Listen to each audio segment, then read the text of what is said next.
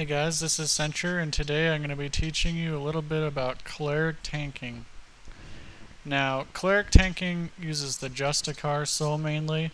You're going to need to put 51 points into Justicar.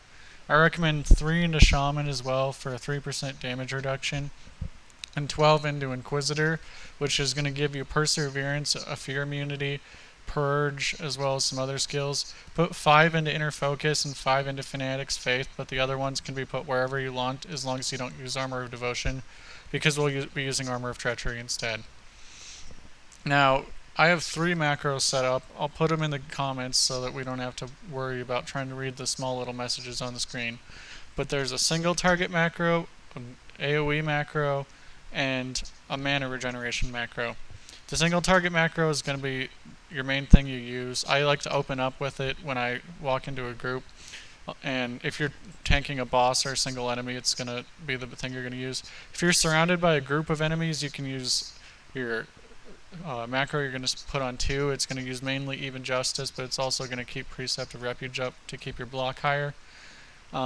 If you start running low on mana, and you think you're going to have 10 seconds where you're going to be in melee range, not having to move, and you don't need to heal or anything, you can just devote it to mana regen. You can start your mana macro, which is going to use Purpose. You just keep clicking it, and it'll give you 10% mana per hit. As many hits as you can get in 10 seconds. Doctrine of Loyalty, I recommend putting onto 3. It helps you threat with your overhealing, so you're going to need to use that when you open up into a group, which I'll go into a little bit more later. But mainly I go single target macro, AoE macro, Doctrine of Loyalty, Strike of Judgment, and then mana regeneration. And then put your cooldowns, which are Reprieve, Resplendent Embrace, and Just Defense after that, as well as Censure on behind them. Censure is a debuff which does non-physical damage up by 3%. Reprieve is going to be a big heal for you and your Righteous Mandate. Resplendent Embrace increases your healing received, and Just Defense absorbs 50% of your health and damage. Now, on your top bar, I recommend Purge, which removes 2 buff, Humility, which is a snare, and then Interdict, which is an interrupt. Then also Rebuke and Provoke and Righteous Imperative, which I'll go into more later, and Perseverance for any boss that has a fear. Justicar tanks also have Absolution, which is a really strong battle res. It's going to give you 100% health and 50% mana back. As for your buffs you need to throw on your bar, it's Mean of Leadership, Salvation, Cavalier, Reparation, Armor of Treachery, Vengeance of the Winter Storm, and Courage of the Jaguar. Also Righteous Mandate, which will be placed on the tank if possible. Now I'm going to get into a run to kind of show some more of the things that we're going to be doing here in person instead of just explaining them to you.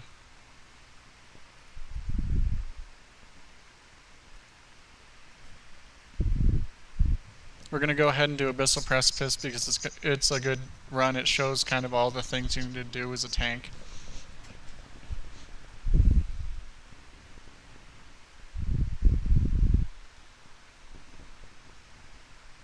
Like I said, start out by putting Righteous Mandate on your healer. Make sure all your buffs are up. I'm going to go ahead and throw mine on again just to make sure they don't wear off.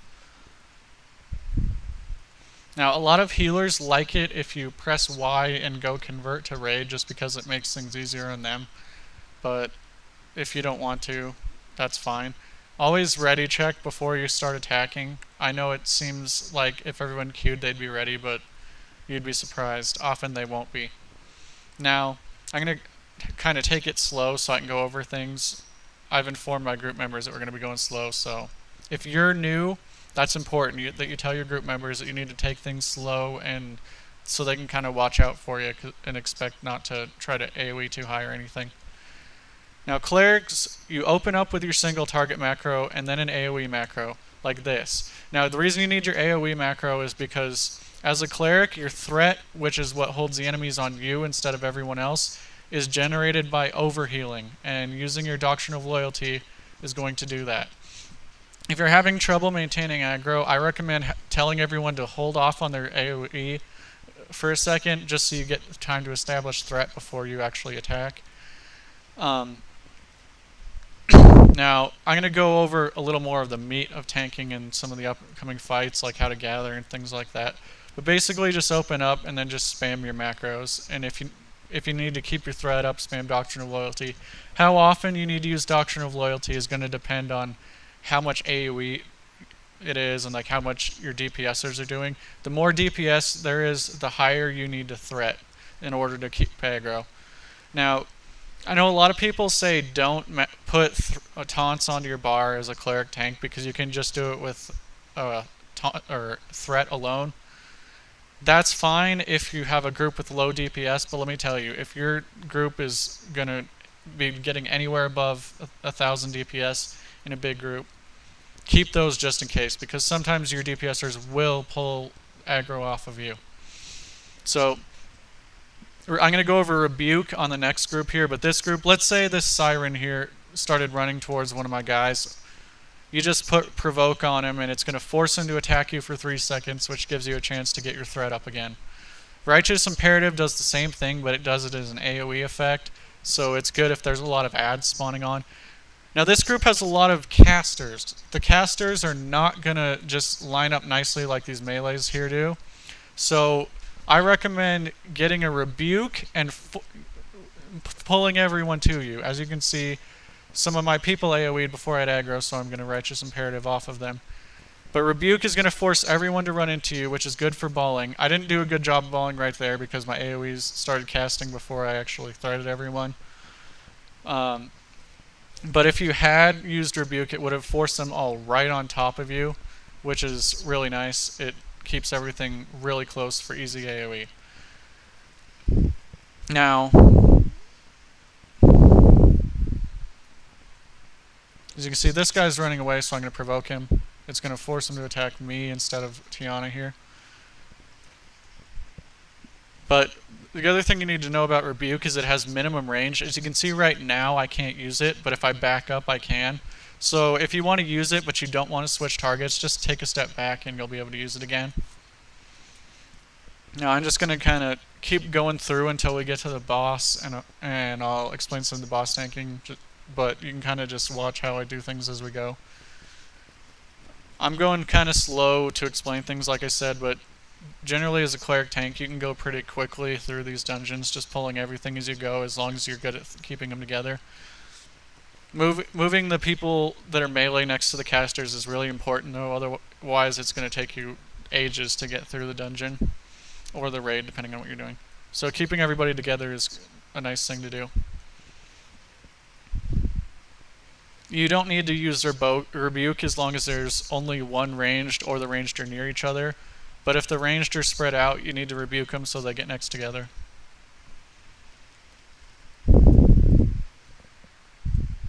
As you can see on this one guy, I'm just spamming my macro once again. Cleric tanking is pretty simple. It's mostly macros. The biggest thing is just learning how to group everyone together and knowing how to react if you lose aggro at some point.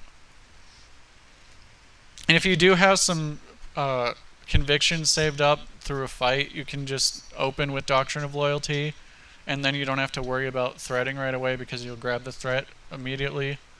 But if you don't have convictions, you're going to need a second.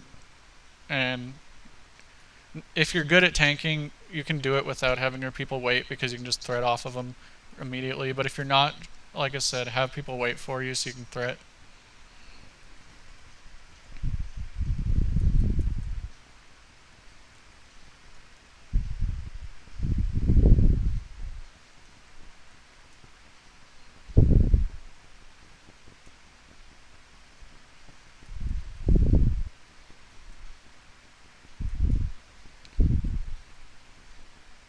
Now, before you start tanking, I recommend doing all the dungeons because the tank is expected to know the bosses and often explain them to people who don't. This guy is one of those bosses where if you don't know what you're doing, he's going to kill you. Now, luckily I know what I'm doing here, so it's not going to be a problem, but I'm going to go ahead and ready check up and show you how you would tank a boss like this where you have to line of sight. Everyone's ready, so here we go. I recommend taking him to a spot where it's easy to get away from line of sight, and then moving to the side you plan on running to. So I'm going to tank this guy right next to this cave so that when he does his line of sight, I can run back, and it minimizes the distance I need to move. As you can see, my DPSers are kind of high, so they threaded off me. I just taunted him. Now he's calling his AoE, so you need to run and break line of sight. Then immediately jump back on him, but not too quickly so it doesn't kill you. Pull him back to where he was, and do it again.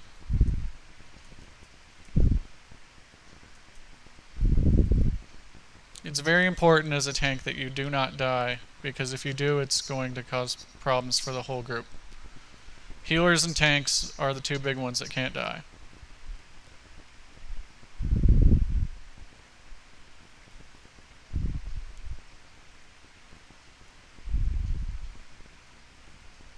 I know it seems like it's stupid, but your positioning of enemies really is important.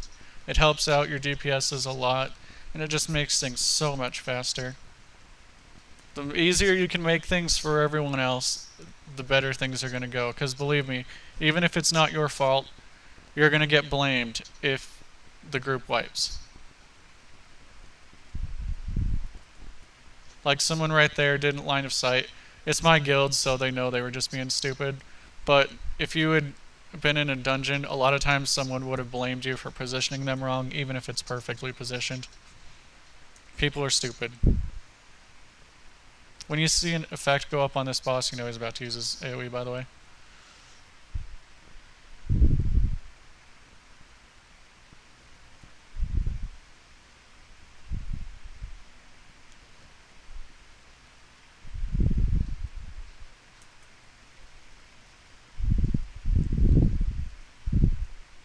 After a boss, always remember to take the loot, because otherwise people are going to be too lazy to grab it. And if you guys have any more questions, go ahead and leave them in the comments and I'll try to get them answered for you. I think I pretty much covered everything, but if I missed anything, let me know. And thanks for watching, guys, and this is Censure out.